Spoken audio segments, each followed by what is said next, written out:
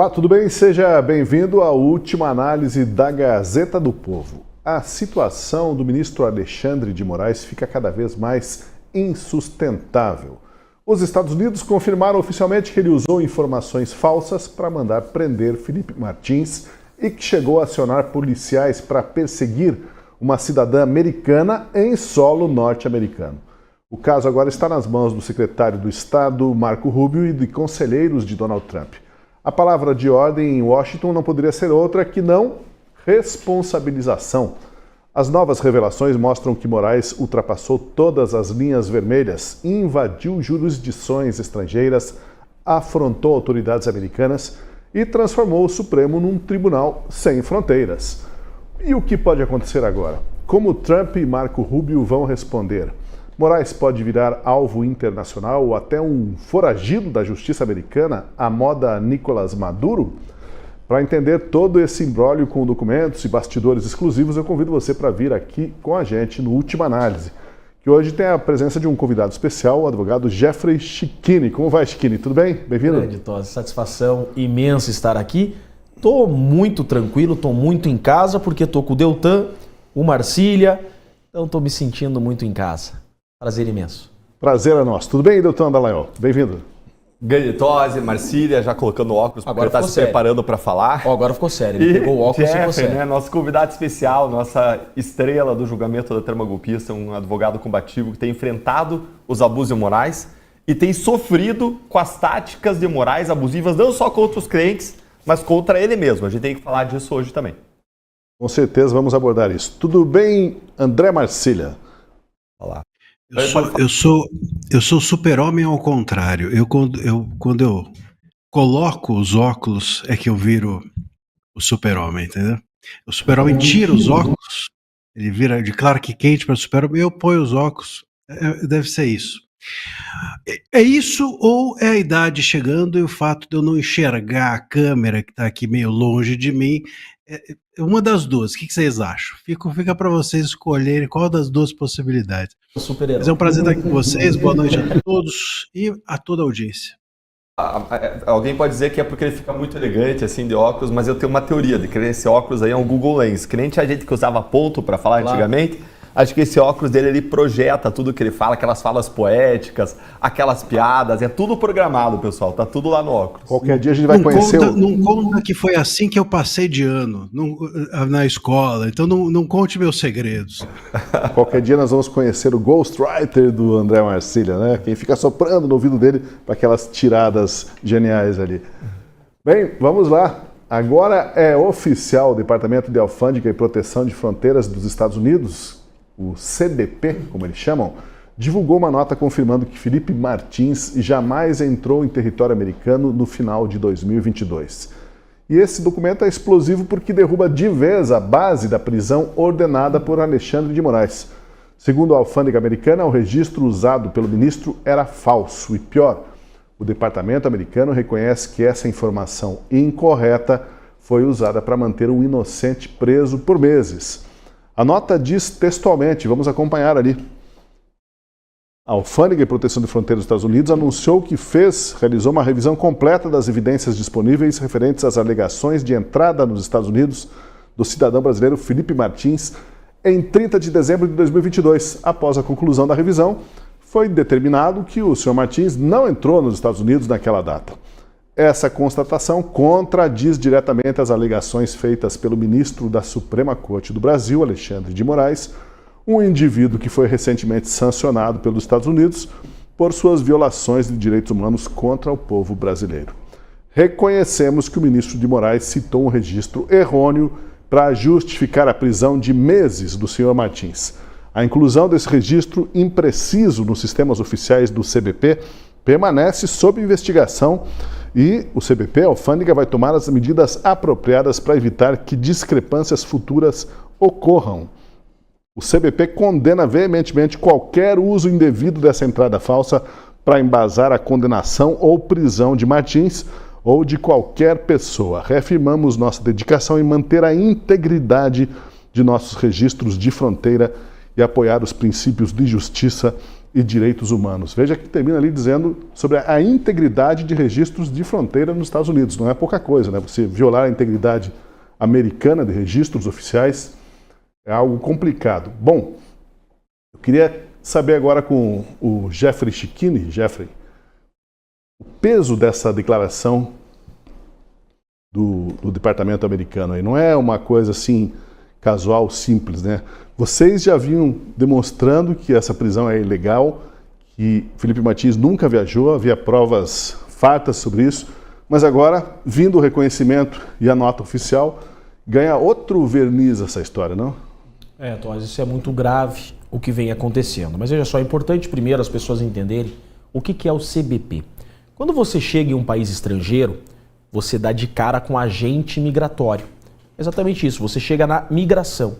Aquele agente, quando você chega nos Estados Unidos que te atende, ele pega teu passaporte, ele olha teu passaporte, ele pede para você botar o dedo às vezes, né?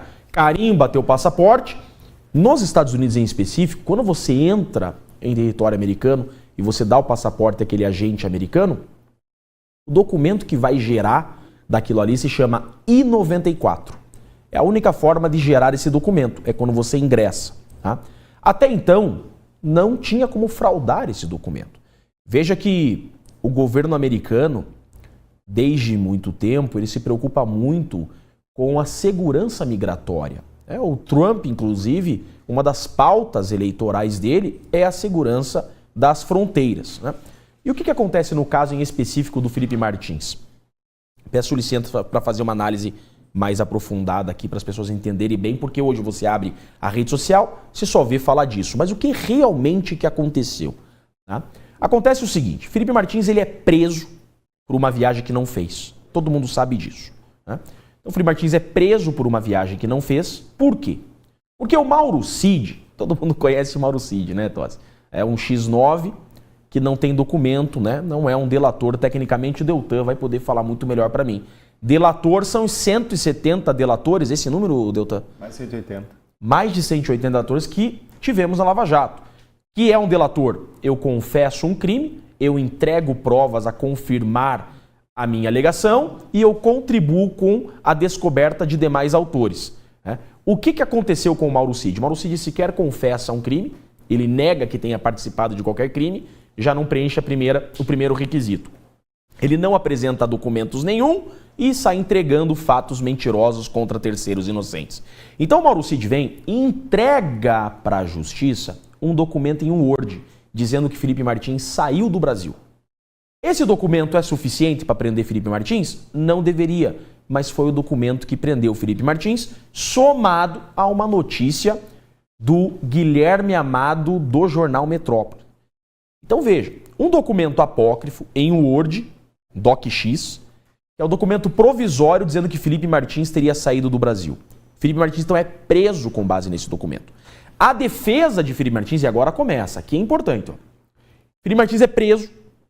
A defesa de Felipe Martins, na época não era eu, né? Era o doutor Ricardo e a doutora Ana somente, vem com esse I-94.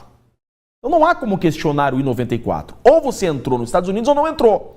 O I-94 dizia o seguinte, que Felipe Martins não tinha ingressado nos Estados Unidos. Opa, não há qualquer dúvida. O sistema migratório americano está dizendo que Felipe Martins não entrou em território americano. Perfeito. A PGR, então, pede a liberdade de Felipe Martins. Olha só. A PGR pede a liberdade de Felipe Martins. Só que o ministro Alexandre de Moraes, ao invés de conceder a liberdade a Felipe Martins, que é o que deveria fazer, ele faz algo inusitado que não existe no direito brasileiro. Ele pede para o delegado Schor se manifestar sobre o pedido de liberdade do titular da ação penal. Imagina, isso não existe. Seria um raciocínio contrário. Né?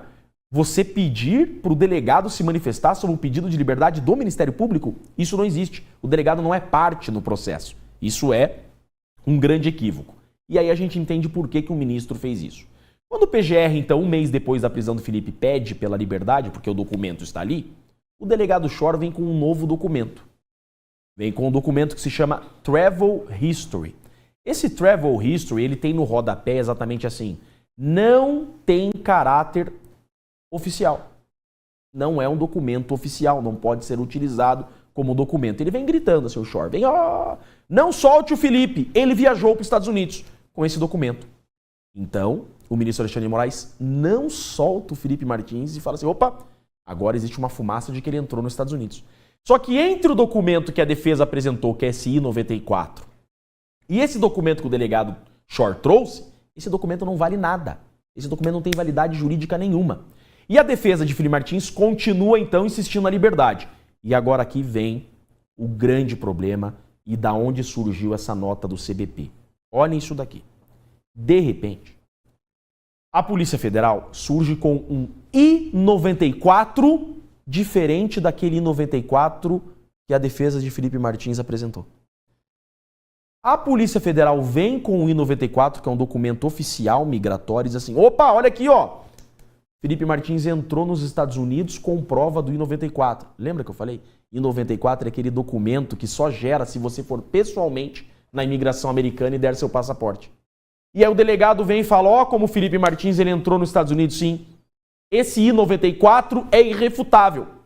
Aí você olha o documento, tá o nome do Felipe escrito Felipe com FE, com o número de passaporte que havia sido extraviado e tinha inclusive um boletim de ocorrência de extravio desse passaporte. Não era sequer o passaporte que Felipe usava. Então, a defesa de Felipe Martins volta a questionar o governo americano. Opa, vocês há alguns meses deram um I-94 para nós e agora deram outro I-94 para a Polícia Federal? O governo americano responde, não. Esse 94 que a Polícia Federal tem, esse novo, a gente não confirma. Esse novo não existe. Olha só. Então inicia uma investigação e a investigação foi concluída.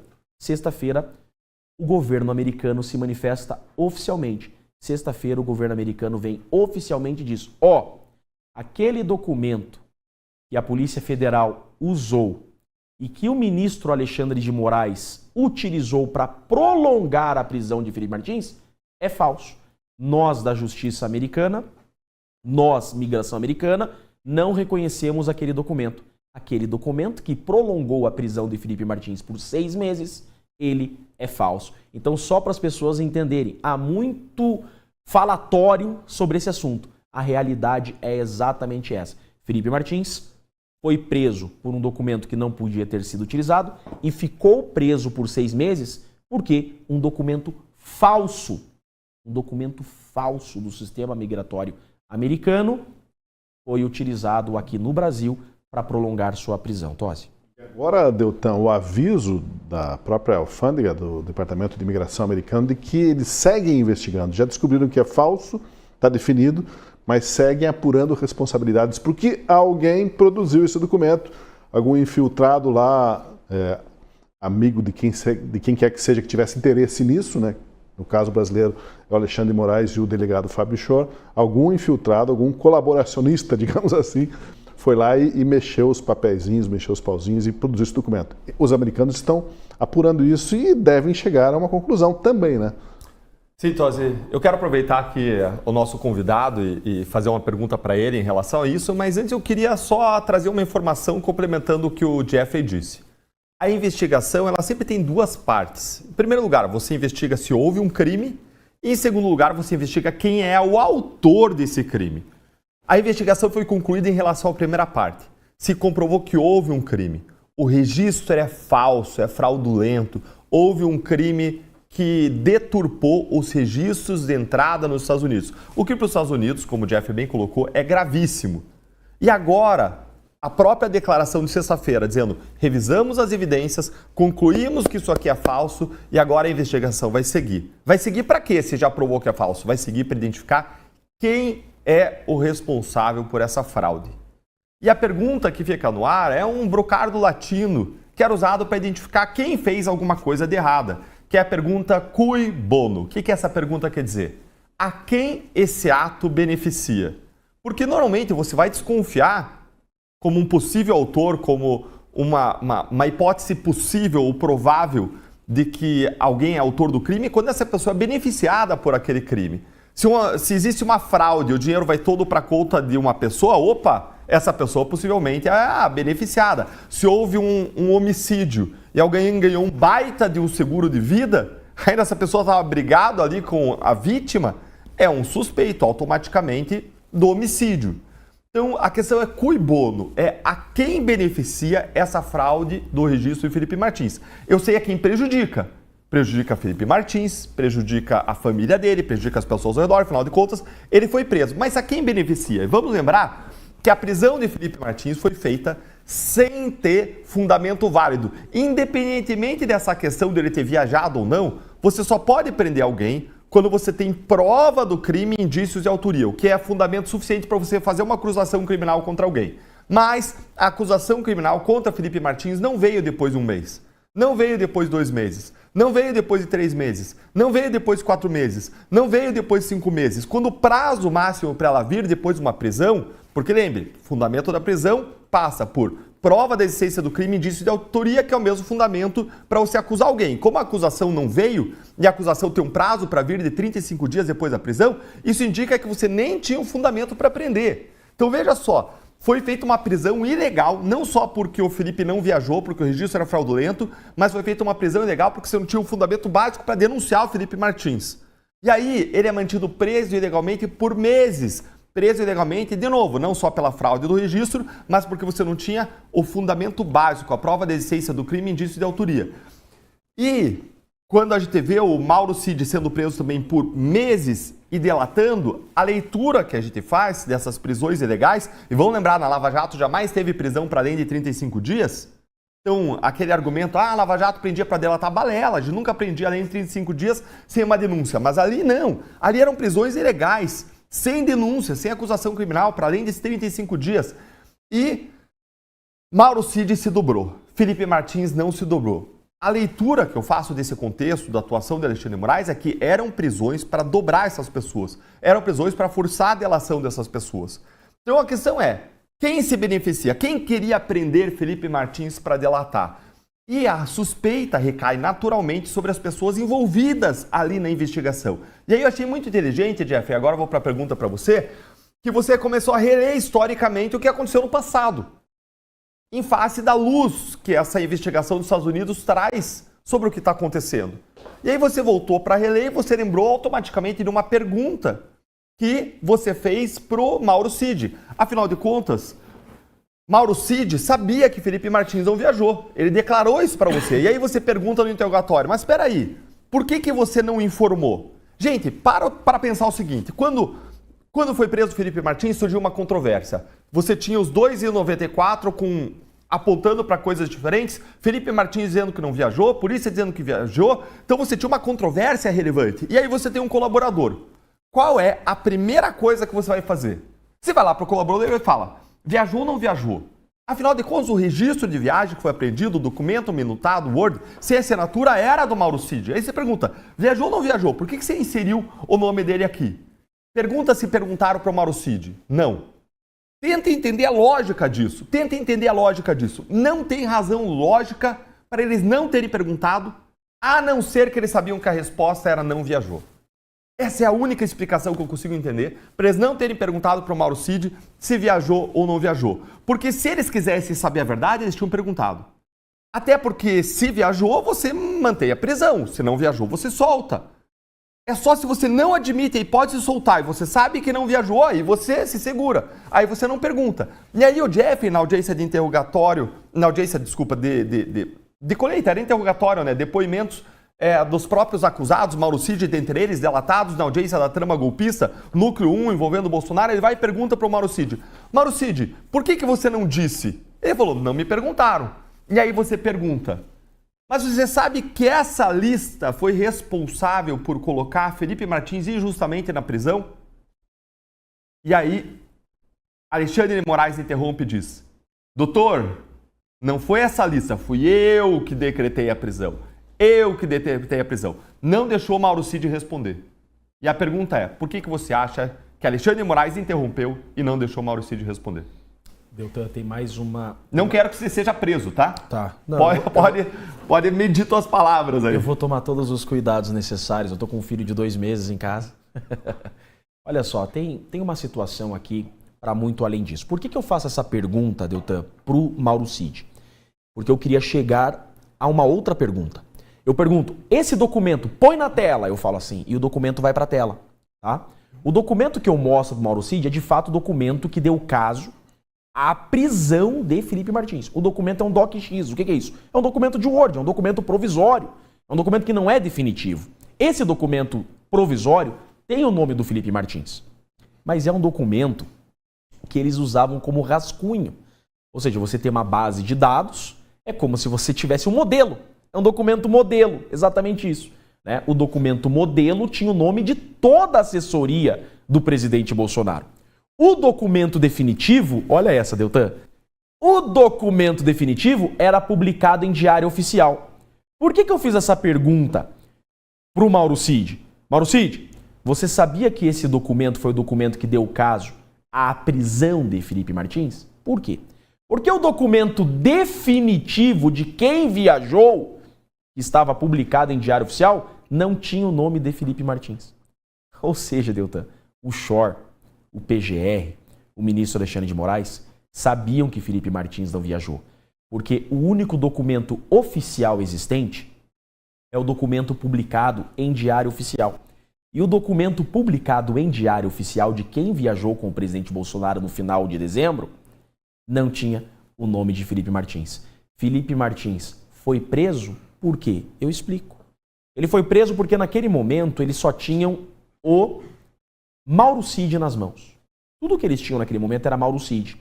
E umas audiências antes de surgir Felipe Martins, é perguntado assim para o Mauro Cid, tá? Está chegando no julgamento, eu vou mostrar tudo isso, tá? Com exclusividade para o Brasil. Tá?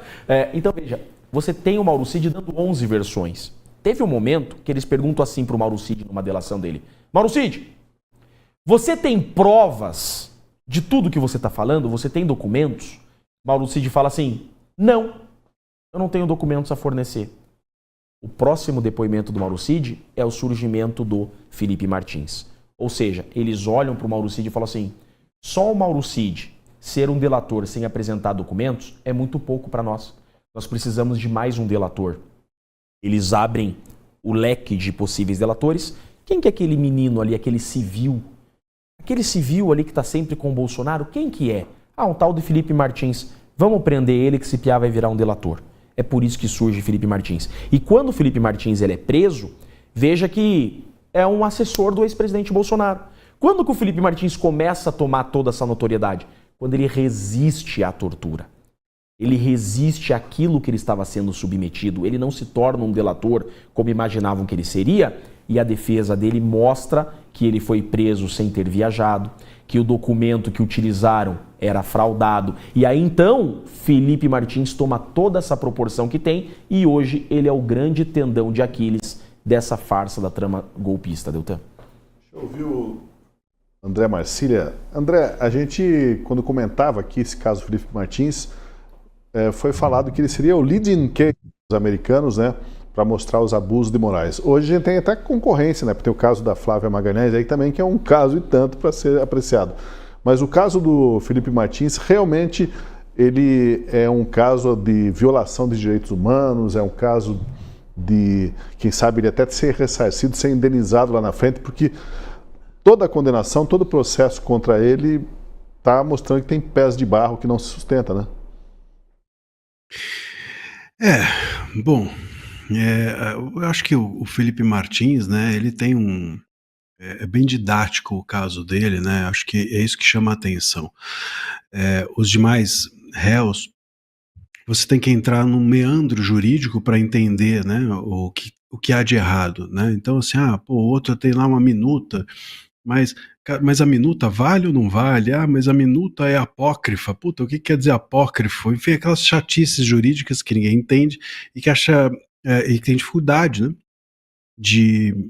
Aliás, apócrifo, né? Vem do grego crifos. Outro dia que eu descobri isso, crifos é segredo em grego, né? Por isso que apócrifo é o que não é assinado, porque é aquilo que está sob segredo, né? Enfim, e coisas assim como essa que eu acabei de dizer, que são chatas e ninguém se interessa, e assim por diante. É por isso que o caso Felipe Martins, ele acaba sendo muito intuitivo para mesmo quem não é do direito, porque o Felipe Martins, ele não está sendo julgado pelo que ele fez, ele está sendo julgado pelo que ele não fez. Ele foi preso por não ir a uma viagem, ele está sendo acusado de não ir a uma reunião onde se conversou sobre uma possível minuta que ele também não escreveu. Então, assim, uma coisa muito intuitiva, né? A pessoa ser julgada por não ter feito aquilo que supostamente o acusam os demais de fazer. Então, eu acho que essa percepção intuitiva do caso dele é que faz com que ele se torne tão emblemático. Também pelo fato dele ter ficado tantos meses sem denúncia, preso, que é algo também intuitivo, e toda a agressividade que foi imposta a ele. E eu acho que também um outro ponto que torna o caso dele simbólico é o da resistência dele. O Felipe Martins é um cara muito inteligente, a gente vê as falas dele, as comunicações, mesmo durante esses depoimentos, quando ele se manifesta, ele não é alguém alheio, então ele é alguém que se comunica muito bem, etc. E isso também cria, óbvio, uma empatia nas pessoas, do ponto de vista emocional. Eu acho que isso se contradiz com a agressividade patética, né, dos seus acusadores. Então, eu acho que tudo isso leva a esse simbolismo do caso Felipe Martins. Eu fico aqui imaginando que também por essas razões, por ser tão intuitiva a inocência dele, é que exista uma necessidade de que os seus acusadores, eu falo seus acusadores aqui porque, enfim, PGR e Moraes, né? Mas talvez a PGR seja apenas um auxiliar. Eu tenho percebido a PGR como uma espécie de estagiário do Moraes, né? O Gonê hoje é o estagiário do Moraes e ainda assim um estagiário daqueles que levam bronca no final do dia por não ter feito o trabalho direito, né? Não é um estagiário exemplar, é aquele estagiário que você manda comprar, vai comprar um remédio para mim e tal, você não faz nada direito, pelo menos vai comprar um remédio para mim, sabe aqueles estagiários? Não que eu faça isso, mas obviamente é desse tipo. Então, eu acho que isso, os acusadores tratam essa questão do Felipe Martins com tanta agressividade também, justamente por ser tão intuitiva a sua inocência. A inocência dele ser intuitiva cria uma empatia das pessoas e cria uma agressividade por parte dos seus acusadores, que, claro, querem que a história dele não repercuta ou se, de alguma forma, fique nas sombras, justamente para que os acusadores não fiquem expostos. Esse julgamento vai ser um julgamento negativo, né? É um não crime, de uma não viagem, de uma não confissão, de uma não delação. De um não juiz, né? De um não juiz, acho que é perfeito. É isso aí. Nós estamos dando risada. É isso aí. A gente ri porque é tão indignante, né? Mas o Felipe continua com tornozeleira eletrônica, mesmo após esse documento da imigração americana. Redes sociais? Redes sociais, não pode sair da cidade sem ver a filha por 2 anos. Sabe o que eu acho mais grave ainda? Ele é preso em casa e ele não pode fazer a atividade básica dele profissional, que é dar aula. É verdade. Dar aula pelas redes sociais. Eu fico pensando, qualquer pessoa injustiçada nessa situação, você quer pelo menos poder sustentar a tua família. E quando se veda o acesso dele às redes sociais, você está restringindo o direito que ele tem a prover a subsistência dele e da família dele pela atividade mais básica dele, que é de professor. Ele é filósofo. Vai ficar isso somando-se à indenização provável que ele deve ter mais adiante, né? Porque a situação dele, comprovada a inocência, como a gente está de fato vendo aqui, não tem como um inocente pagar tanto e depois não ser ressarcido pelo direito, pelo menos, né? Se o direito brasileiro ainda valer. Você tocou no ponto pelo qual ele não vai ser absolvido. Ele não vai ser absolvido porque eles vão reconhecer que não tem prova de crime. Não, eles sabem que não tem prova de crime em relação ao Felipe Martins.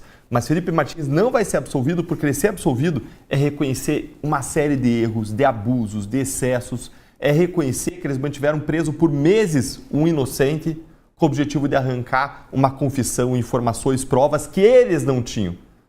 Felipe Martins vai ser preso não por conta dos erros dele, mas por conta dos erros do STF. Pois olha, há poucos dias, Chiquini, o ministro Alexandre de Moraes tomou a medida extrema, né, de destituir o senhor e um colega da função de defensores do Felipe Martins. Depois ele voltou atrás, certo? Ele justificou que vocês estariam fazendo manobras para retardar o andamento do processo.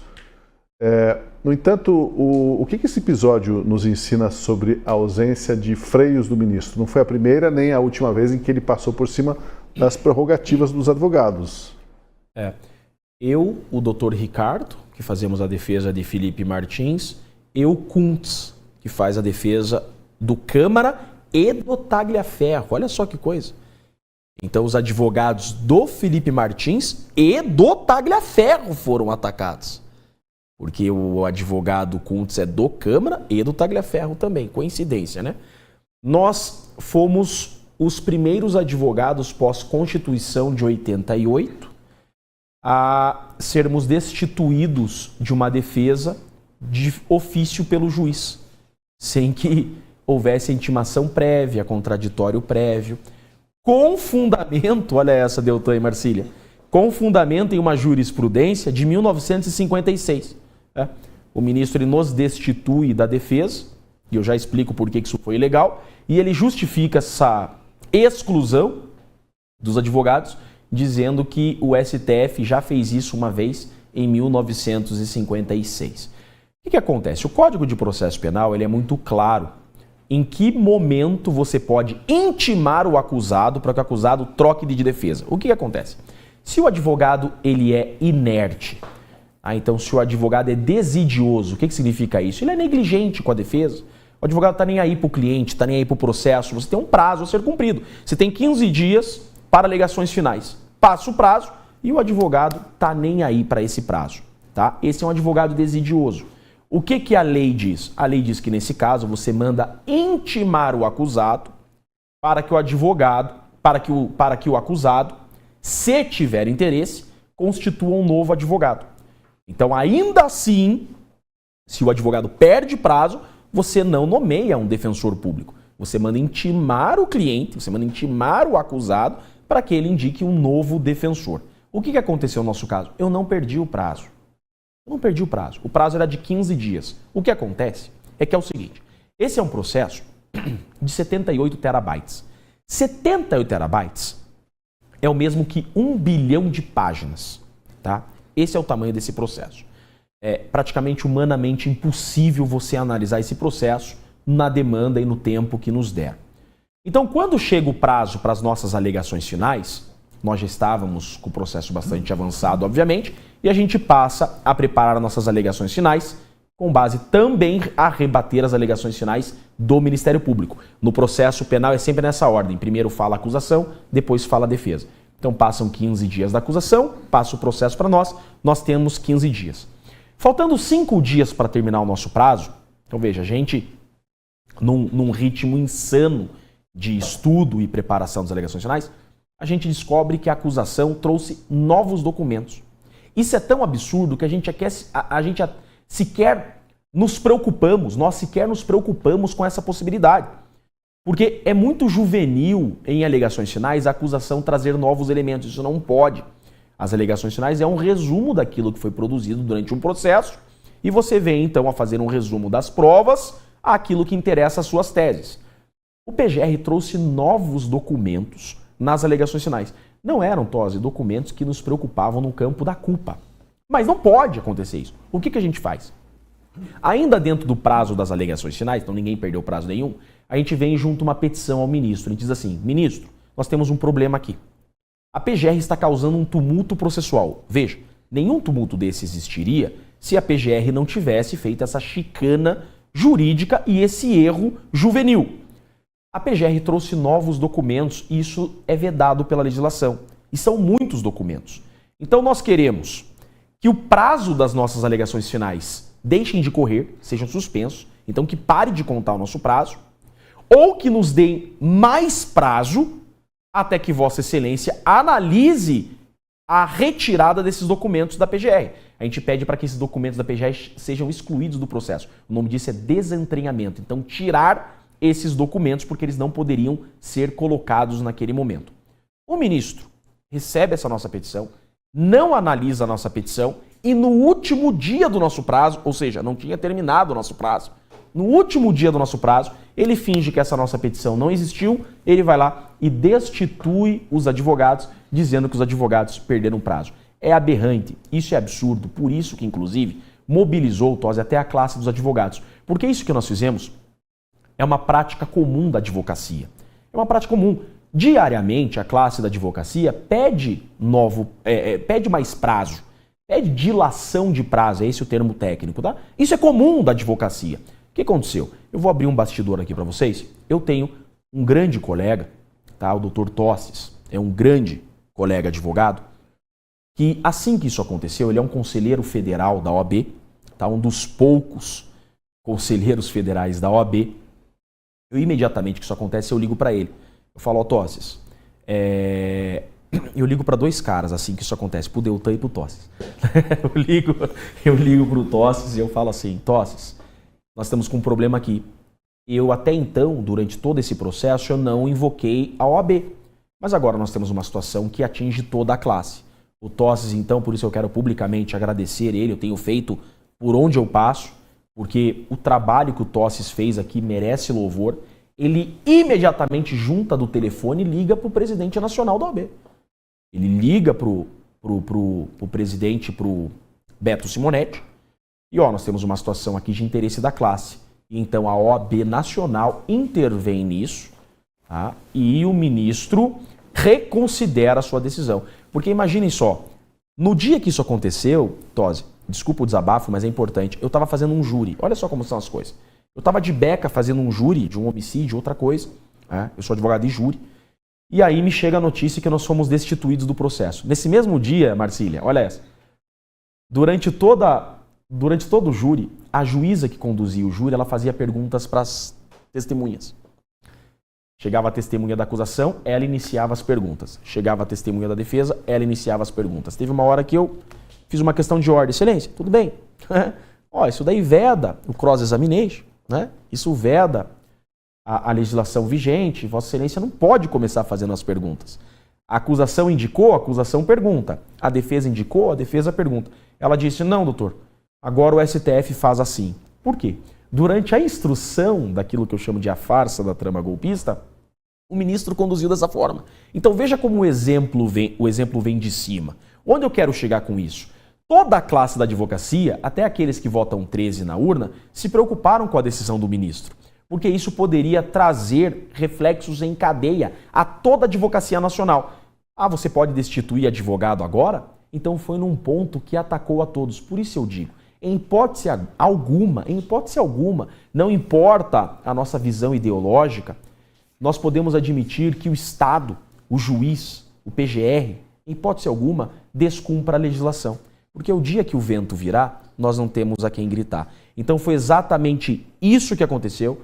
O ministro nos restituiu a defesa com essa intervenção da OAB Nacional. Tenho certeza que foi, inclusive, por causa disso e do clamor popular. O clamor popular, ele é importante.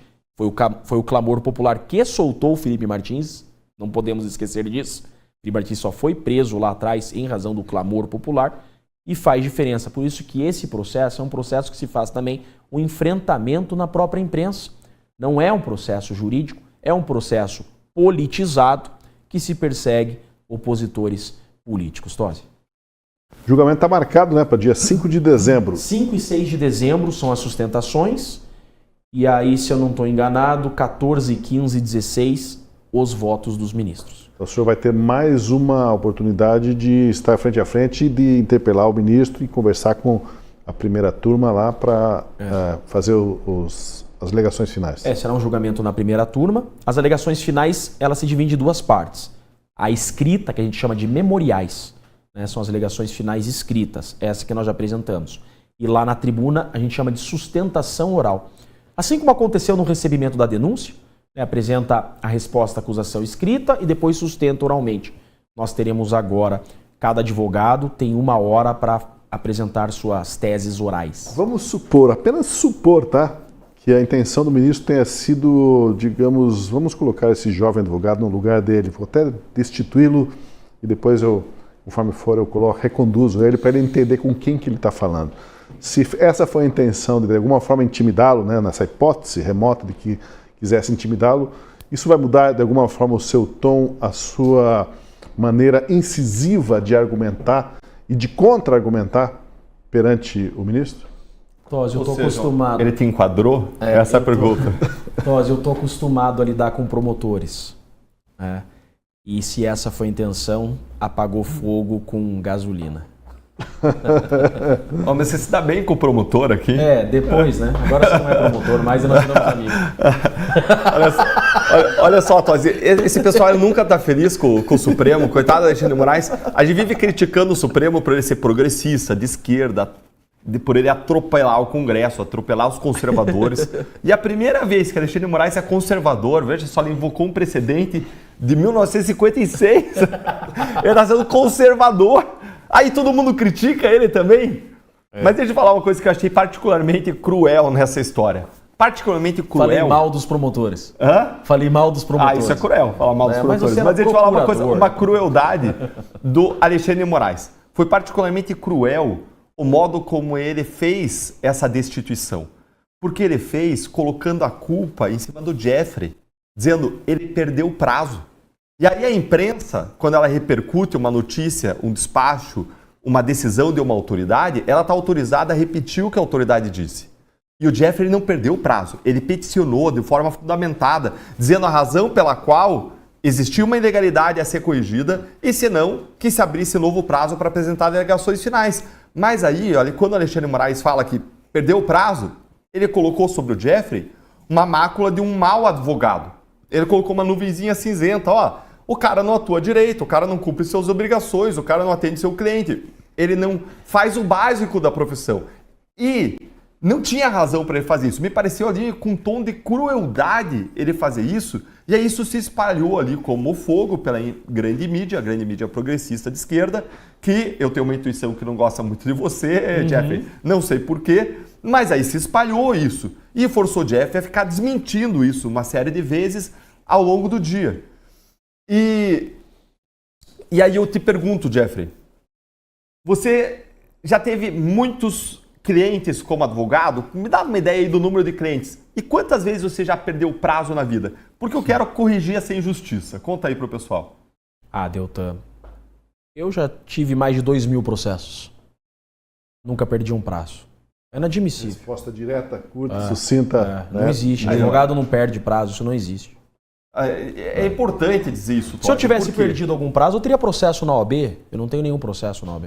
Deixa eu ouvir o Marcília. Marcília, de certa forma, o caso do Felipe Martins, ele se assemelha aos outros de 8 de janeiro, no sentido assim de que Moraes não vai voltar atrás de reconhecer que houve excesso ou que aquelas pessoas são inocentes, a própria anistia considera fora de cogitação, porque se ele de alguma forma reconhecer erros nesse julgamento, o que deveria ser nobre, espera-se de um juiz, né, a capacidade de reconhecer os erros e corrigi-los, ele acaba liberando o Felipe Martins e também tendo que levar o mesmo raciocínio para os outros acusados do 8 de janeiro, que até hoje não levou para ninguém, né? Não, ele vai... A gente não tem coerência nesse julgamento, né, Tosi? A gente está aqui diante de um julgamento político, acho que nem mais político né? A gente passou já dessa fase. A gente está aqui tratando de questões que nem mais a criatividade eles se dão ao desplante de usar, né? Bons tempos em que eles usavam a criatividade. Agora eles já abriram mão até da criatividade, simplesmente eles usam qualquer coisa, né? Penduram no nada as decisões e segue o barco. Então não acho que eles estão preocupados com semelhança ou não com os réus do dia 8. Eles não estão mais nem aí, né? E não estão nem aí porque sempre vai ter os que criticam, né? E a gente tem feito críticas. Eu mesmo recebo críticas de pessoas que deveriam estar interessadas nessa questão. Quase o meu microfone está caindo. E eu recebo muito assim, você ainda está preocupado com a Constituição? Pessoas que são críticas do STF, mas que já estão totalmente desestimuladas, né? Mas você ainda está falando de Constituição, como você é ingênuo, como se o certo seria a gente realmente desistir. Aí não é ingenuidade, aí é um negócio super sábio, né? Então deixa para lá, vamos assumir que, vamos jogar fora o Brasil. Então a gente tem visto, infelizmente, pessoas assim, e eles se aproveitam disso. Por outro lado, tem aí, a gente viu aí no show da Alcione, a Alcione dedicou o show pro Moraes e foi super aplaudido ali dentro do espetáculo, né? E talvez ela pudesse até cantar, não deixa a Constituição morrer e não deixa a Constituição acabar. E não, mas as pessoas aplaudiram e gritaram sem anistia. Então, assim, sempre vai ter uma claque para aplaudir os desmandos ou pessoas que simplesmente desistiram de tudo. Então, eles vão tocando para frente. Eu acho que não estão mais nem aí. Sinceramente, eu não acho mais que a gente está diante de ministros que se preocupam com a coerência, que nem novela. Vou usar um exemplo aqui, que nem novela. Sabe aquela novela que o cara vai esticando a novela e já não tem mais o que dizer e tá todo mundo meio perdido, já matou todos os personagens que tinha que matar, mas o cara fala, não, mas tem que ter mais 3 meses de novela, e você vai inventando história e não tá mais nem aí com a coerência, só quer entregar aquele troço. Eu acho que é mais ou menos isso. A gente está diante aqui de um STF que só quer entregar esse troço, e o que eles querem entregar é condenação. Vamos pegar a fala lá do Ayrton Vieira, né? Vamos dar a eles o que eles merecem, ou seja, a prisão. É isso que foi dito pelo Ayrton Vieira, que era um juiz instrutor do Moraes, e é isso que eles querem entregar a condenação. Eles não estão preocupados com coerência, até porque os leitores deles, né, vamos dizer assim, se fosse uma novela, os espectadores, são espectadores já viciados, ou tem uma parcela, como nós que somos críticos, e vamos ser, independente de qualquer coisa, tem a parcela que vai bater palma no show da Alcione, independente, o Moraes pode ir lá e soltar um rojão no olho da pessoa, a pessoa vai gritar sem anistia. Deixa eu fazer uma observação aqui. Vamos só explicar que o Jeffrey Chiquini está com um bebê pequeno em casa, daqui a pouco ele tem que ir lá se revezar com a esposa, porque é a vez dele balançar a criança, né? Então ele daqui a pouquinho ele vai ter que ir embora e vai responder mais uma pergunta, né, Jeffrey? Daí a gente toca aqui e agradecemos já a tua presença. O Deltan podia me mandar uma mensagem que eu respondi a ele pela mensagem? Mensagem, eu falo aqui. Gente, eu troquei, sofri bullying aqui. Eu quero deixar consignado, eu troquei a perna de lado, tá? Porque o Deltan ficou tirando sarro das minhas meias. Eu quero denunciar, eu fui vítima de bullying ao vivo. Eu falei que a gente ia dar um close nas meias. Mas eu tô de meia, pelo menos. Eu tô só de canelinha, você é mais moderno, ó. Depois você diz, prefere meia, canela. Mas eu queria até pedir... Aliás, não, deixa eu fazer eu preciso interromper. Não, preciso interromper. Esse negócio olha, essa geração agora de homens que andam com sapato sem meia é um troço que me gera uma desconfiança. Eu vou pedir pra você levantar, pra você mostrar pra todo mundo que está de bermuda. Levanta a pé aí, levanta a perna aí. Meu dia de pijama. Certeza que ele tá, do Bob Esponja. Quem acha aí que ele tá com bermudinha de pijama? Põe uma enquete aí, põe uma enquete. O que Marcília está vestido por baixo? Pijama, samba canção do Bob Esponja, que mais? Camisola. Agora você vai ficar até com peso da consciência de reclamar de mim, porque eu ia falar o seguinte, o Jeffrey tá lá apanhando, defendendo os direitos das pessoas condenadas injustamente. Eu queria pedir para todo mundo, para as mais de 7 mil pessoas que estão assistindo aqui ao vivo, deixar uma mensagem de incentivo, de carinho pro Jeffrey, para ele olhar depois, quando ele chega em casa, com a esposa, com a filha, porque a gente precisa incentivar essas pessoas que estão lá lutando. Então eu queria pedir para vocês para deixarem uma mensagenzinha aí de incentivo para ele, do que você tem acompanhado o trabalho dele, deixar uma palavra bacana para ele. E eu queria deixar uma pergunta para você, Jeffrey, além de reconhecer esse seu importante trabalho, que é a seguinte... responder? Olha, você tem o direito de ficar em silêncio. Eu não respondo o promotor, você sabe. Você está querendo dar uma mensagem de incentivo pro Jeffrey? E o Jeffrey, ele é assim, menor, mas pequeno, né? Pequeno. É um Davi contra o Golias. Então estamos incentivando o Davi. Vai lá, Davi. Vai que você pode com esse Golias. Sabe qual é o nome que eu coloquei do meu filho? Jeffrey Davi. Olha aí. Olha só que bacana, hein? Para quem não gosta do Jeffrey, veio mais um, né? E o Davi para encorajá-lo a enfrentar Golias. Você sabe que eu sentei com a minha filha pequena agora nesse final de semana, ela veio pro meu colo, eu estava ali no estúdio de gravação, E a gente começou a conversar, ela quer gravar um vídeo. A gente clicou para gravar e ela contou para as pessoas lindo. a história de Davi contra Golias. Que legal. Depois você confere lá no meu canal do YouTube. Ela contou a história daquele jeitinho dela, 6 anos de idade. E aí eu fiquei com medo a hora que ela falou que o Davi matou Golias, subiu em cima dele, porque a história bíblica corta a cabeça do Golias, né? Você pronto, vai falar que cortou a cabeça do Golias aqui no Espirrou YouTube. sangue. Ela falou, e aí ele comemorou a vitória. Eu, ufa, né? Essa é a versão criança. A versão Jeffrey cortou cabeça, arrancou, abriu a barriga, né? O Jeffrey é muito bem incisivo. E Jeffrey, olha só. Lá atrás, um dos responsáveis pela prisão do Felipe Martins foi um jornalista, Guilherme Amado. Blogueiro. Vamos dizer, blogueiro Guilherme Amado. Ele publicou uma matéria dizendo que Felipe Martins teria ido para Orlando e de lá ele teria evaporado. E essa matéria foi usada como um fundamento para a decisão que manteve o Felipe Martins preso. Guilherme Amado, você publicou hoje que ele recebeu, por meio de uma ONG em que ele é diretor, a ONG Redes Cordiais, $75 mil, 409 mil reais da USAID. A USAID é aquela agência do governo americano que foi desarticulada por Donald Trump, porque ela teria sido usada, Mike Benz disse isso, teria sido usada pelo governo Biden para financiar ou interferir em eleições estrangeiras, inclusive no Brasil, e para estimular a regulação do ambiente digital ao redor do mundo, ou seja, para estimular uma censura. Além disso, Guilherme Amado, não finge a surpresa agora, ele estava dentre os 26 influencers blogueiros que foram ao Supremo Tribunal Federal convidados, eram pessoas aí preponderantemente de esquerda, progressistas, se não todos, que foram convidados para ir ao Supremo para melhorar a imagem do Supremo, para tentar dar uma lavada na imagem do Supremo recentemente, para um evento chamado Lazy Likes, o papel do judiciário e a influência digital. E aí eu queria perguntar para você, Jeffrey, qual é o papel da grande mídia em tudo isso que a gente tem visto, em tudo o que tem acontecido hoje, e qual é o papel de Guilherme Amado? Você vê relação entre todos esses fatos? Ele está lá no programa de influências do STF, junto com o pessoal de esquerda progressista, ele receber recursos da USAID via ONG, da qual ele é diretor, ele ter esse perfil de esquerda e ele está fazendo essa matéria que levou à prisão o Felipe Martins. Isso é um exemplo do que a grande mídia tem feito, do papel da grande mídia nessa tragédia que a gente tem visto todos os dias?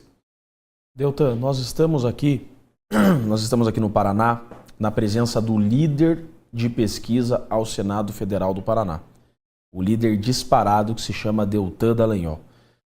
Você vai começar o seu mandato como senador da República em 2027, me prometa isso, com um projeto de lei proibindo que o Executivo faça PIX, tá? Qualquer forma de ajuste ou pagamento à imprensa.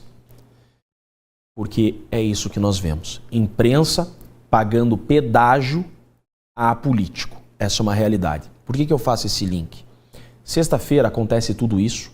Eu sou destituído da defesa, depois eu sou incluído de volta na defesa.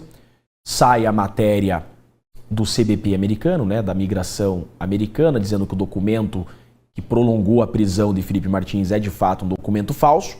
E aí a gente termina a noite com uma matéria do Estadão. O Estadão faz uma matéria pagando pedágio para alguém, dizendo bem assim: a PGR tem arsenal de provas contra Felipe Martins. Imagina só. Então eu respondo a tua pergunta com esse fato. Guilherme Amado pagou pedágio para alguém.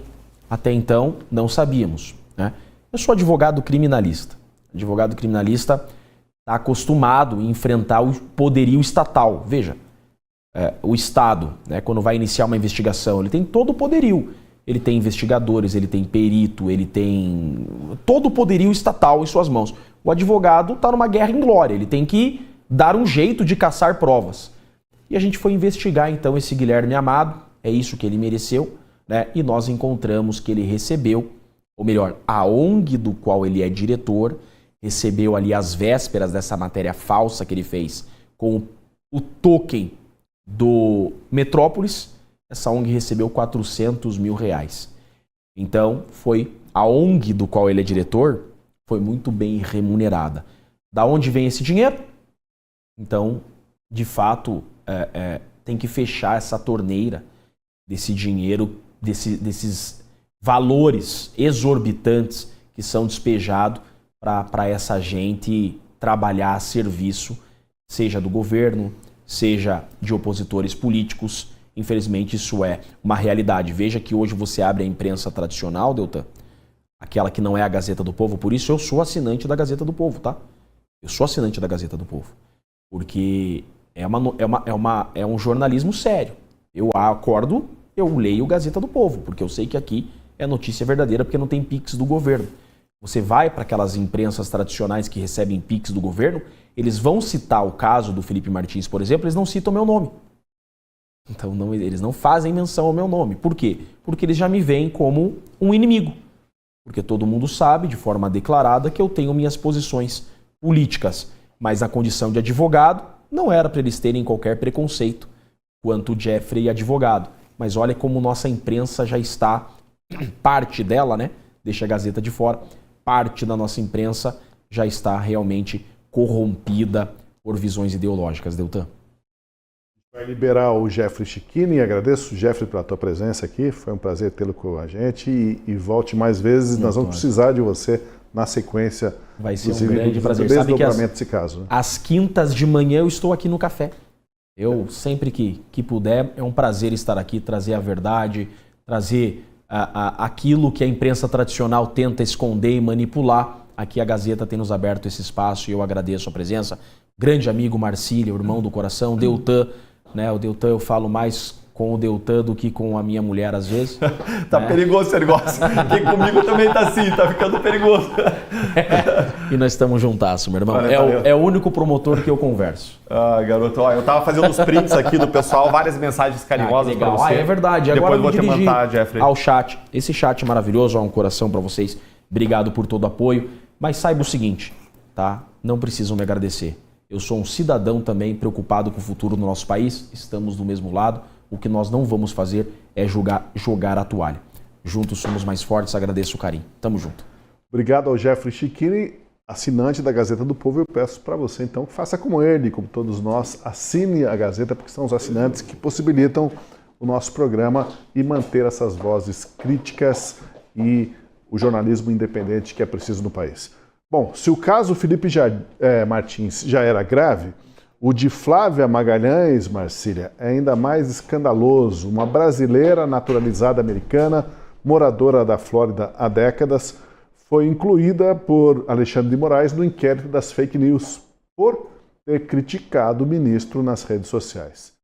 Flávia descobriu recentemente que teve a prisão decretada em 31 de dezembro de 2023, simplesmente porque publicou um post dizendo que Moraes teria visitado o traficante Marcola na cadeia. Veja o post que ela fez, que está até hoje no Twitter. Ela disse que não vai tirar. Vocês sabiam que o ministro Alexandre de Moraes foi visitar o Marcola na cadeia em Brasília assim que o chefão do narcotráfico foi transferido? O que um ministro da Suprema Corte tem o que falar com o bandido? O narcotráfico está dentro do STF. Essa foi a postagem dela. Ela assegura que essa postagem que tanto enfureceu Alexandre de Moraes até hoje não foi desmentida. Mas assim, Marcília, o que ela falou da cadeia, mesmo que desse cadeia, alguma espécie de punição, qual deveria ser o rito para alguém responder a um processo por crime contra a honra, que eventualmente poderia ser enquadrada, digamos, né, por dizer que está lá o narcotráfico dentro do STF, ou que o Alexandre de Moraes se reuniu com o Marcola. O que é cabível aí, o que é totalmente incabível, Marcília?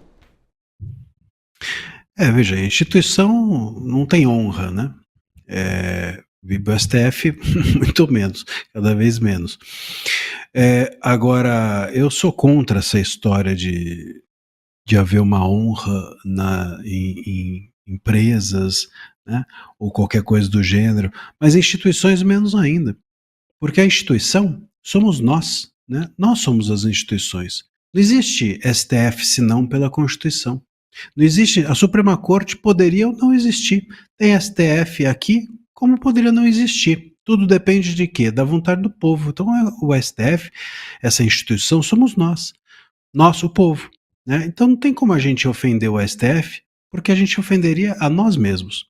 Então a gente ofende as pessoas que estão integrando o STF. Nós estamos ofendendo os servidores públicos que estão servindo para nada, ou servindo mal. Essa é a crítica. Então a crítica é as pessoas. Se você entender que essa crítica é uma crítica ofensiva, bom, então, enfim, você processa. Você juiz, deve processar essa pessoa na primeira instância, como muitos ministros já o fizeram. O Gilmar Mendes, inclusive, é um que vira e mexe processa alguém, um jornalista, na primeira instância. Claro, depois sobe para o STF o caso e aí ele sempre ganha. Mas, então sempre, mas geralmente. Mas ele processa na primeira instância, e está certo de fazê-lo. Bom, é assim que tem que ser. Por que uma crítica a um ministro, como o Gilmar Mendes, é tocada na primeira instância? Como é que se justifica que depois uma outra é tocada dentro de um inquérito sigiloso que tramita dentro do STF? Essas coisas é que não tem como compreender, né? Não tem como compreender. Não é normal que você leve para o STF esse tipo de situação. Eu acho que essa acusação que a Magalhães fez, né, ela, enfim, se ela tiver como provar, ótimo, ela prove, pronto, se é verdade, bom, aguente-se. Se não é verdade, ou se ela não tiver como provar, processe, pronto, resolve assim. Agora, aqui no Brasil, a gente, infelizmente, não apenas passou a promover a censura, mas a fazer um tipo de censura que eu chamo de censura sistêmica. A censura sistêmica é quando você usa o sistema para censurar o outro. Então, assim, você pega uma pessoa como a Flávia Magalhães, que é uma pessoa popular, né, do povo, vamos dizer assim, e aí você taca contra ela toda a força do sistema. Não necessariamente você condena a pessoa, mas você usa a força do sistema para constrangê-la. Né? Isso é uma censura sistêmica.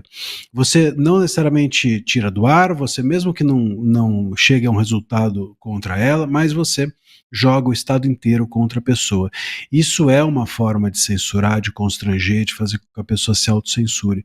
E é disso que se trata. Nesse caso da Magalhães, da Flávia Magalhães, não houve apenas a censura sistêmica, o Moraes foi para cima dela. A gente teve aí notícias, né, ela própria mencionou de que o Moraes chegou a tentar prendê-la. Quer dizer, é uma loucura, tentar prender lá nos Estados Unidos. O Moraes, ele passou realmente, como você iniciou o programa dizendo, passou por cima de todas as linhas vermelhas. Não sei se as linhas vermelhas seria uma boa referência, porque eu acho que ele continua mantendo todas as linhas vermelhas absolutamente com ele, né? E adora as linhas vermelhas. A gente tem visto isso recorrentemente, inclusive nas teses dele, que ele diz o quanto que, enfim, as teses dele são totalmente marxistas, se tornaram, né? Não era assim, mas ele se tornou essa pessoa. Agora, o ponto é que dentro desse contexto, ele passou não só a violar a nossa soberania, como a soberania dos Estados Unidos, né? Passando por cima das leis, querendo bloquear contas, passando por cima dos sigilos dos Estados Unidos, e agora também, enfim, ao que consta, mandando pessoas monitorarem, né? Essa é a acusação, pessoas monitorarem a Flávia Magalhães, e não só ela. Outras mais pessoas, segundo a própria Flávia Magalhães, foram monitoradas. Quer dizer, isso daí, nem em filme. Você pega talvez aqueles filmes da Pantera Cor-de-Rosa, sabe? O Poirot, o inspetor Poirot, que o cara ia para a Índia e ia lá investigar e passava por cima da polícia local. Eu não sei se o ministro Moraes ele acha que ele é a Pantera Cor-de-Rosa ou o inspetor Poirot ou qualquer coisa do gênero, mas com absoluta certeza fora dos filmes isso é ilegal, e é por essas e outras que ele está sendo sancionado, e é por essas e outras que nós estamos dizendo que há ilegalidades aqui. Quer dizer, como é que você pode justificar que você está defendendo a sua soberania se você ataca a do país vizinho? Deixa eu trazer um pouquinho mais de contexto e informação. Mas Vamos lá. Deixa eu só criar uma polêmica aqui. Deixa eu criar uma polêmica aqui, discordar. Primeiro eu queria falar que não parece detetive Poirot, coisa, parece um diabo da Tasmânia, do jeito que ele vai. Essa é a primeira área de discordância. A segunda área, Marcília falou, olha, não tem crime contra isso. Prerrou.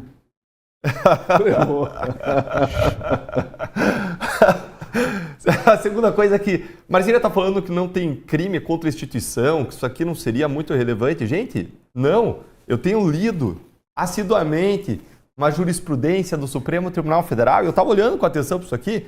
Isso aqui é atentado violento contra o Estado Democrático de Direito. Isso aqui é golpe de Estado. Isso aqui é, sei lá, até homicídio contra a pessoa pública de Alexandre de Moraes. Eu vejo aqui uma tentativa de homicídio até. Somando as penas aqui da Flávia, ela deve pegar aqui para as minhas contas, seguindo essa jurisprudência do Supremo, que eu tenho lido com bastante afinco, sei lá, uns 50 anos de prisão, Marcília.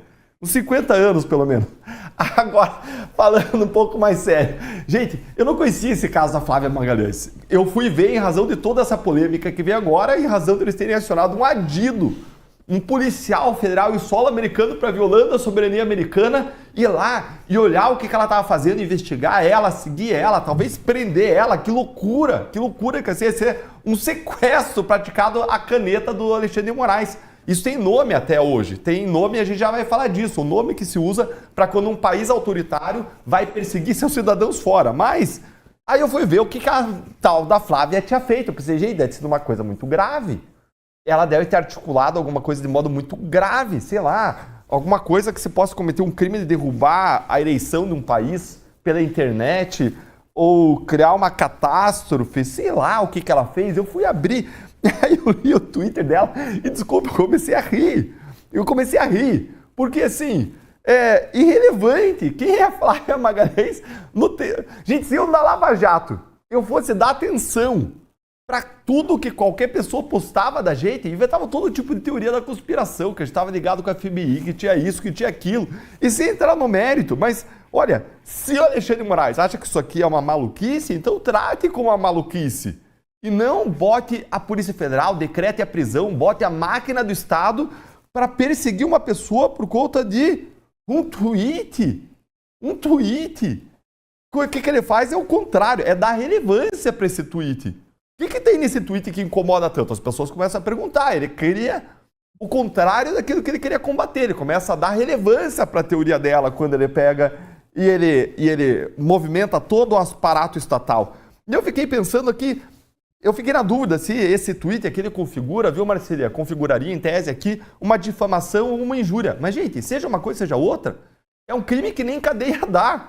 Vai movimentar todo o aparato estatal para perseguir a mulher, para investigar, talvez prender fora, movimentar a máquina dos Estados Unidos, ela protegida lá pela liberdade de expressão. Os Estados Unidos vão dar uma risada na cara do Alexandre de Moraes maior do que a minha. Por causa disso aqui, gente, que surreal. Onde nós fomos parar? Esse processo contra ela, né, Marcília, corre em sigilo já há um bom tempo.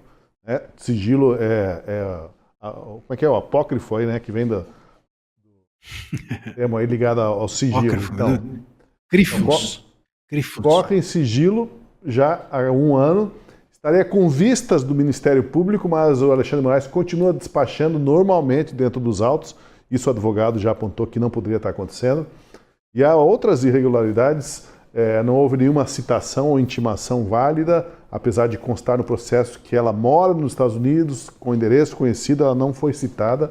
Alexandre de Moraes, segundo os advogados da Flávia, teve a cara de pau, os advogados disseram, de afirmar que Flávia estava em local incerto e não sabido e, por isso, iria decretar a prisão dela. Agora, uma das violações mais graves, Moraes teria mandado a Polícia Federal ir atrás da Flávia, o Deltan já falou aqui, em solo americano, para, quem sabe, até prendê-la no dia 8 de janeiro de 2024, durante uma manifestação lá na Flórida. O advogado de Flávia, o Paulo Faria, apontou exatamente onde está registrada a arbitrariedade. Veja só, ali, ó, deixamos em amarelo. Não adianta esconder o documento de folhas 94, item 4 do ofício do Setor de Coordenação Geral de Cooperação Policial Internacional, e assinado por um delegado da Polícia Federal em 8 de janeiro, encaminhado ao oficialato de ligação da Polícia Federal em Miami, destacando um policial federal para a façanha. Flávia foi inserida no sistema chamado Sinterpol, ao que tudo indica a Interpol. Não bastava a gama de ilegalidades do caso Felipe Martins, agora as provas da caçada à cidadã americana Flávia Magalhães em solo americano.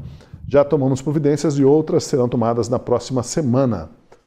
Felipe Martins, agora Flávia Magalhães, quantos mais serão necessários para comprovar as violações às leis americanas? Dá a impressão que é por amostragem às vezes, né? Vamos pegar alguns por amostragem aí, pegar para Cristo e vamos para cima dessa pessoa, aí os outros, quem sabe, resolvem ficar desencorajados de nos criticar, não parece, Marcília? Não, eu acho que é pior que isso. Ainda, se fosse por amostragem, eu acho que pelo menos demonstraria que não há uma pessoalização, enfim, eu acreditaria que não há uma loucura completa. Mas eu acho que há uma loucura completa. Eu acho que realmente é uma coisa meio... Sabe, como dizem, quando ele encasqueta, é difícil, sabe? Quando ele lembra que saiu uma dessas frases numa das Vazatogas, e quando ele encasqueta, é difícil lidar com o homem. E é um pouco isso. Quando ele encasqueta, parece que é isso mesmo. Né? Tanto que a gente tem isso também em relação a alguns réus. A gente estava falando aqui do Felipe Martins, que é um caso emblemático, simbólico e etc. Mas por que é simbólico o Daniel Silveira? Qual a relevância, assim, realmente do Moraes se dedicar a esse específico caso? Por quê? Porque o Alan dos Santos, qual a implicância, qual a questão?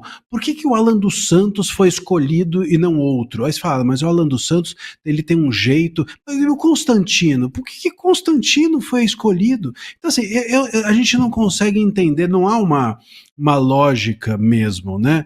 A gente não consegue entender o critério do Moraes. Eu acho que o critério é isso. Quando ele encasqueta, é difícil lidar e pronto.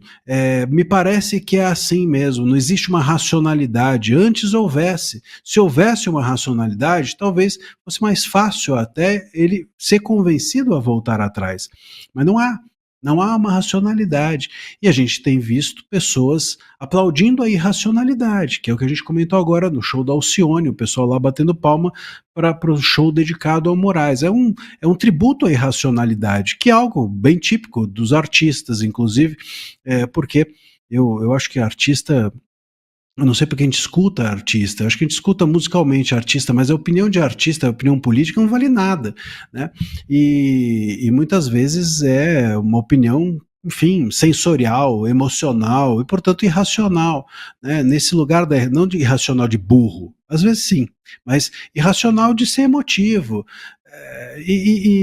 sei lá, me dou bem com ele, acho bonito, acho legal, sabe? E não é disso que a gente aqui está tratando. A gente está tratando de uma pessoa que está destruindo o Estado, uma pessoa que está destruindo a Constituição. Infelizmente, é isso que está acontecendo no Brasil, e as pessoas achando legal só porque, pô, olha só, ele está indo contra os meus inimigos, e não percebe que com isso vai destruindo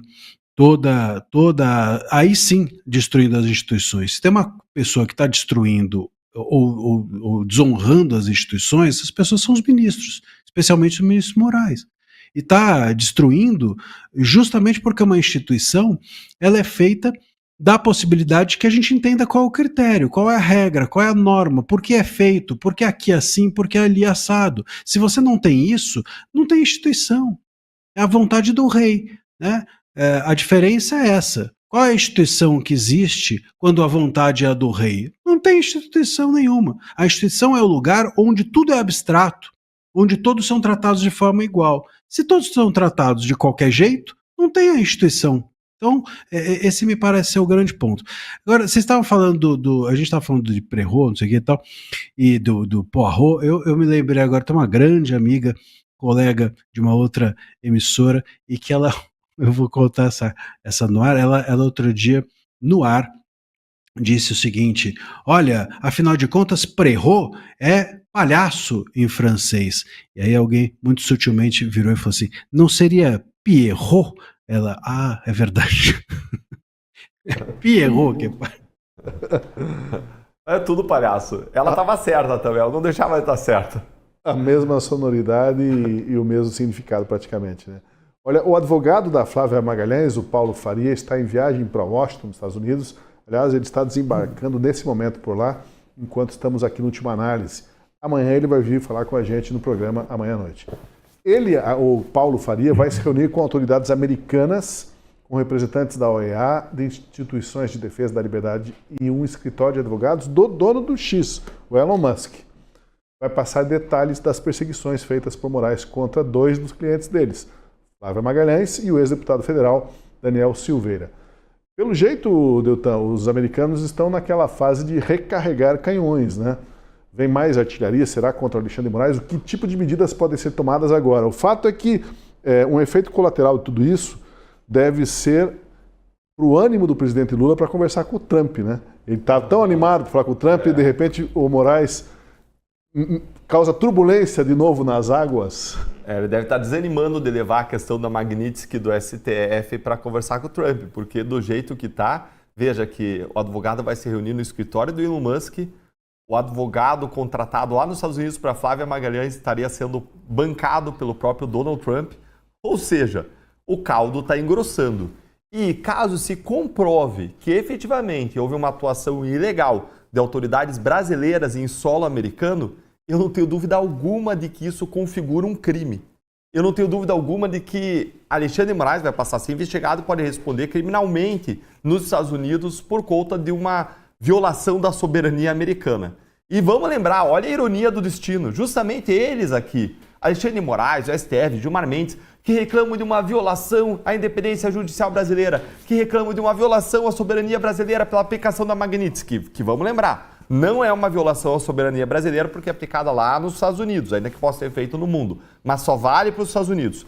E já Alexandre de Moraes, ele notifica pessoas que moram nos Estados Unidos, que atuaram nos Estados Unidos por condutas praticadas nos Estados Unidos, por Twitter, notifica por e-mail. O que os Estados Unidos aí sim disseram, que isso aí sim é violação da soberania, que tem que mandar uma carta rogatória, uma carta via Ministério da Justiça, tem que seguir os canais oficiais. Só que agora a notícia é de algo 1000 vezes mais grave, que seria a atuação de autoridades policiais em território americano para realizar diligências investigativas. Isso é inadmissível para os americanos.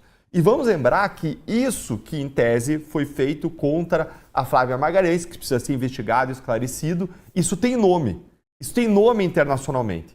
Tem um nome específico que é dado para isso. Para quando autoridades com perfil ditatorial, autocrático, de um determinado país, perseguem os seus cidadãos nacionais que fugiram para o exterior, que estão em outros países para fugir da ditadura, para fugir dos abusos, dos excessos. E aí, mesmo no exterior, essas pessoas são perseguidas, sem autorização das autoridades daqueles países para os quais os cidadãos fugiram. Isso tem nome.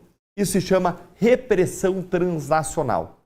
E a repressão transnacional, ela é criticada, ela é combatida, inclusive, por entidades como Anistia Internacional e Freedom House.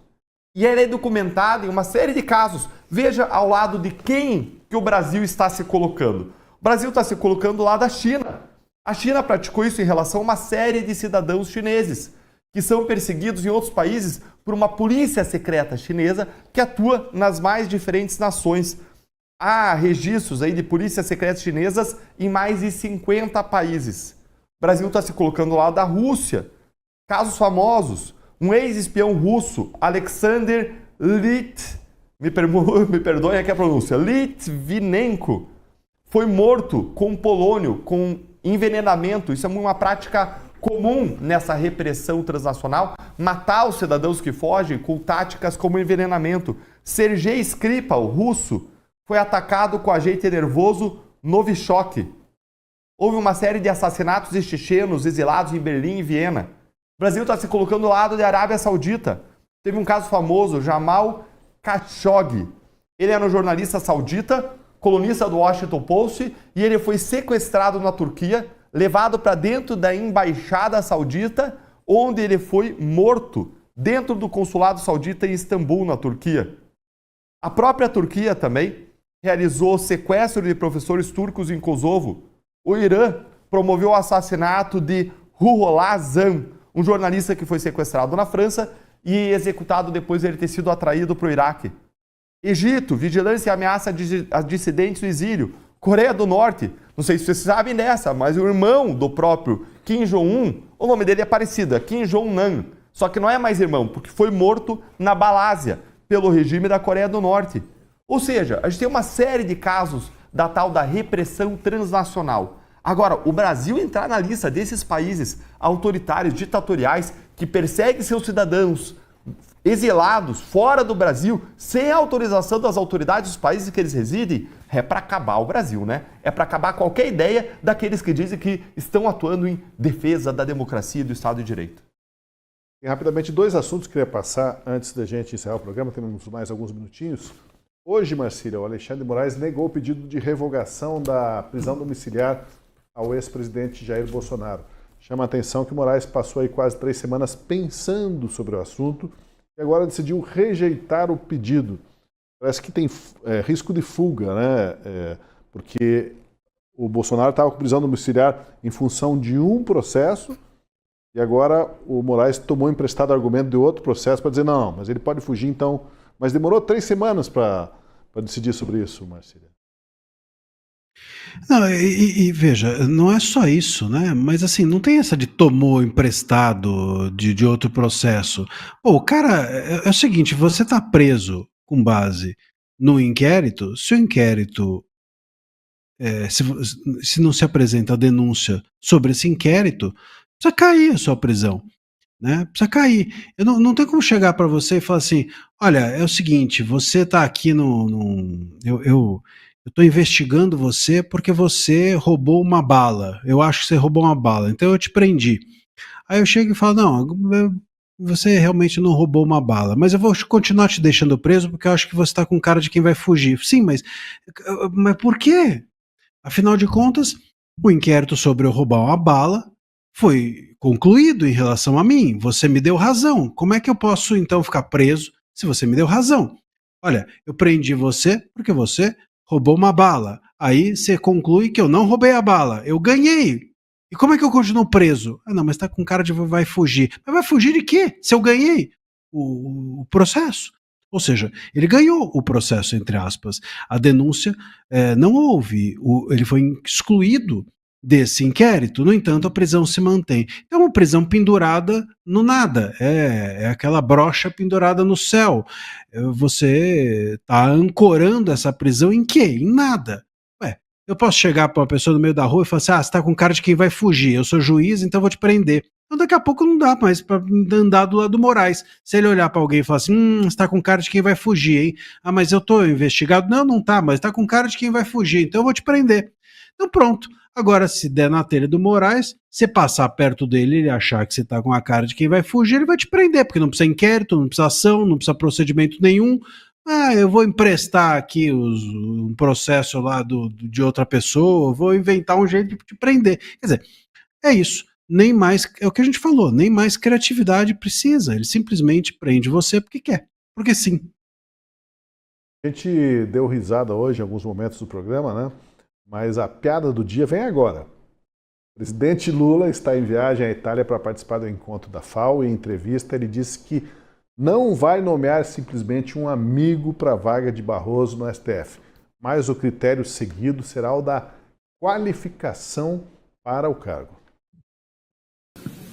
Eu acho no Brasil uma coisa muito interessante é que as pessoas acham que as pessoas podem decidir pelo governo. Veja, indicar o ministro da Suprema Corte ou uma ministra é uma tarefa eminentemente do presidente da República.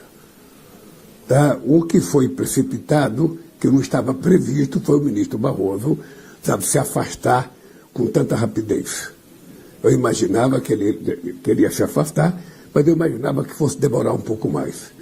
Ora, na hora que ele se afastou, agora eu vou pensar quem indicar e como indicar.